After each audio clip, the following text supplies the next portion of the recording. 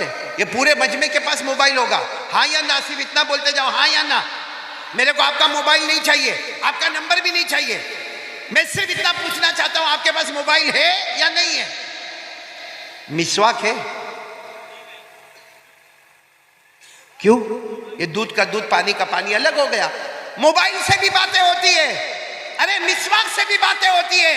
हजरत अली रदी अल्लाह ताला अन्हु फरमाते हैं, कोई मिसवाक करे, वजू करे, नमाज पढ़े, समझ लेना वो मिसवाक की बरकत से वो अल्लाह से बातें करता है, मिसवाक से अल्लाह से बातें होती है। और मोबाइल से दुनिया वालों से बातें होती है।